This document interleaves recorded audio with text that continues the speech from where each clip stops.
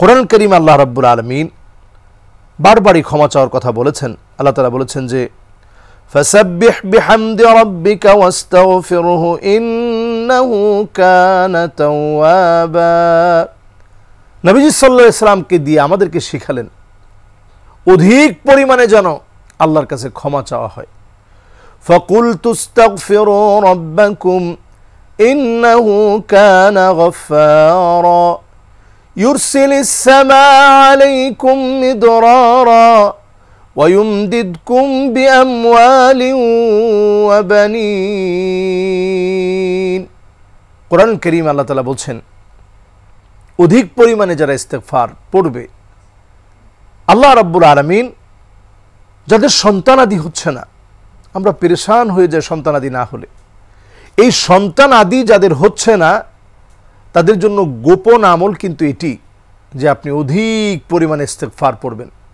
হাসান রাদিয়াল্লাহু তাআলা আনহু একদিন বসে আছেন, তো ওনার কাছে এসে লোকেরা প্রশ্ন করল আমার সন্তানাদি হয় না, আমি কি করতে পারি? তিনি বললেন অধিক পরিমাণে ইস্তেগফার পড়ো।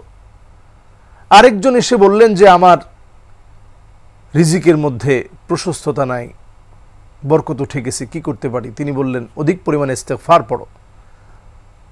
কিছু লোকেরা এসে বললেন যে প্রচুর পরিমাণে খরা দেখা দিয়েছে আমাদের এলাকাতে, আমরা কি করতে পারি? তিনি বললেন অধিক পরিমাণে ইস্তেগফার পড়ো।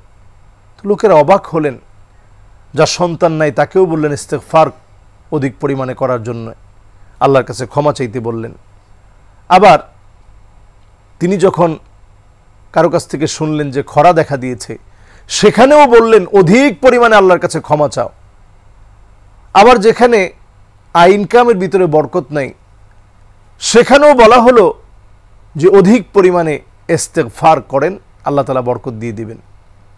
তো লোকেরা বলল যে সবগুলো এক হয় কিভাবে? তিনি বললেন ফাকুলতু আস্তাগফিরু রাব্বাকুম ইন্নাহু কানা গফফারা ইউরসিলিস সামাআ আলাইকুম মিদরারা ওয়ায়ুমদিদকুম বিআমওয়ালিন ওয়া বানিন।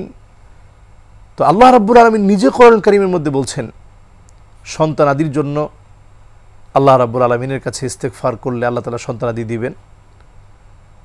বৃষ্টি হচ্ছে না সেজন্য আপনি যদি ইস্তেগফার পড়েন আল্লাহ রাব্বুল আলামিন বৃষ্টি দান করবেন। এমনকি আল্লাহ রাব্বুল আলামিন আমাকে আপনাকে রিজিকের প্রশস্ততা দিবেন যদি আমরা অধিক পরিমাণে আল্লাহর কাছে ক্ষমা চাইতে পারি, ইস্তেগফার অধিক পরিমাণে আমরা আদায় করতে পারি।